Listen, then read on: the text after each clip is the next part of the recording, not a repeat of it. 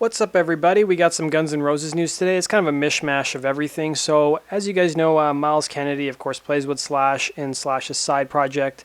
And a little while back, he had made a statement that he talked to Slash, and there was talk about reconvening the band in the next 18 months or so.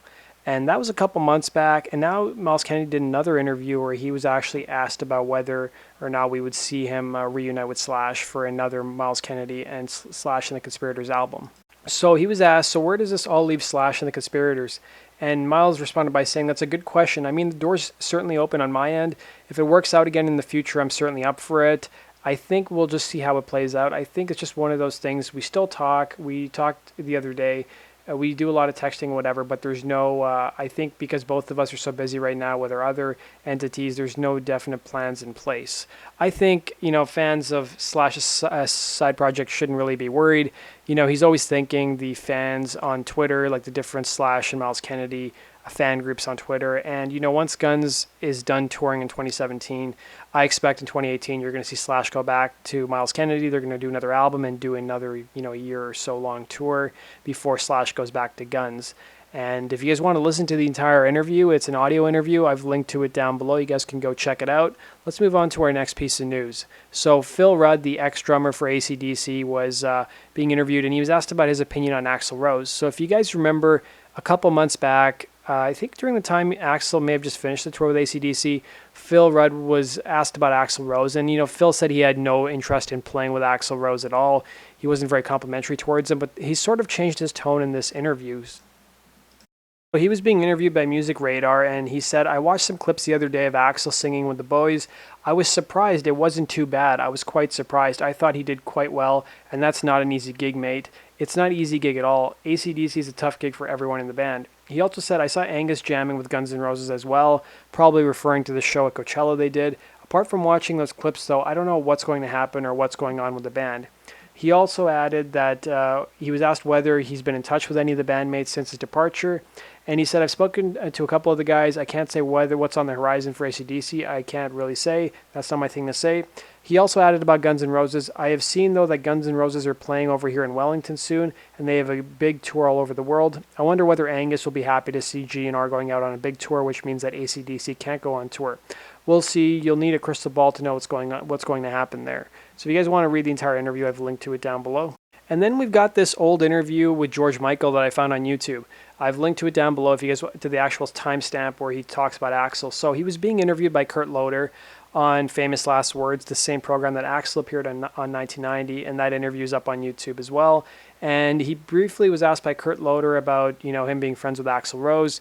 And George Michael said that he's met Axl a couple times. He said they don't really hang out a whole lot, but he thinks he's a nice guy. And he actually said that he thinks Axl's a guy who's going to be in the industry for a long time because he's got real integrity and he's a great songwriter. And given that this was 1990, he said he also heard the song Civil War, which was included on the album Nobody's Child, which was basically a charity album released in 1990 to benefit Romanian orphans. And he said he heard the song Civil War and he really liked it. He actually thought it was a cover song that Guns N' Roses were doing because he said it was so different from, Guns N' Roses' previous work. But if you guys want to see the interview, he talks about Axl for about a minute or 50 seconds or so, and I thought it was an interesting clip.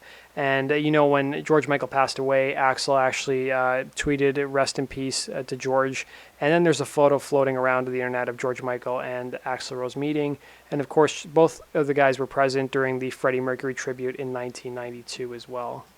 Now, this is a special treat for you Velvet Revolver fans. So the guy who did a lot of the artwork for the Velvet Revolver song, Dirty Little Thing, if you guys have seen the video, it's got a lot of animation in it. So the guy who did the artwork, as what's stated on the My GNR forums, is called the Rock and Jelly Bean guy. This is some of his artwork, and as you can see on the right-hand side, you can see Scott Weiland and Dave Kushner. And there's actually a review of his book, and if you guys want to go check it out, I've linked to it down below. There's some really cool artwork. I really do like his artwork. And I kind of wonder if he's going to be working with Guns N' Roses in any capacity. And then this is just a random photo from Japan of Guns N' Roses' airplane. I'm always fascinated to see these different pictures of Guns' airplane, popping up all over the internet. And then what I'm going to close with for today's episode is just some social media posts we've seen online over the past week or so. This is a cool hat that Axl was wearing. It's got some cats on it. And then if you look at his actual earphones too. You can see that there's like a Guns N' Roses symbol on it too. And then this is a photo that Slash took on social media. This is the Guns N' Roses road crew who flies with them everywhere, helps them set up the concerts and stuff. And then this is a post that Melissa Reese has on her Twitter feed. This is with the band Baby Metal. As you guys know, Baby Metal opened up all their gigs in Japan, and Baby Metal won't be supporting them, at least at any announced concerts so far. But I don't know if you guys have seen Baby Metal. I definitely recommend you guys go check out some of their live performances.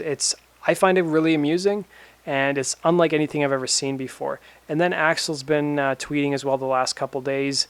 He's got a view from the box. I'm assuming that must be maybe where his changing area is in between songs. I don't really know if there's like a hidden message in this or not, but maybe it's to fans who are complaining about the set list or something. And then we've got one last tweet from Axl, just basically saying rest in peace, John Hurt. He's an actor who at 77 passed away. He had battled pancreatic cancer, which pretty much for a lot of people does not have a high survival rate.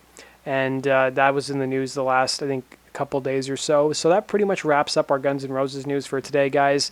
Thanks for watching. If you guys missed it, I had a fellow named Kevin on the podcast yesterday who's probably the biggest Guns N' Roses fan I've ever met. He's got some great stories. He's got some great memorabilia. I'm definitely going to have him on the show again. I'm actually wanting to have him as a regular, reoccurring guest every week if possible in the future. Because I think he's a great guy to talk to, and he's got some incredible stories I'd never heard before. And some incredible memorabilia. I think he was going to give us a tour of his actual Guns N' Roses shrine next time he's on the podcast. So that does it for today's episode, guys. Thanks for watching. As always, make sure you subscribe to my channel for all things Guns N' Roses. And make sure you guys follow me on Twitter at Guns N' Roses Daily. Take care.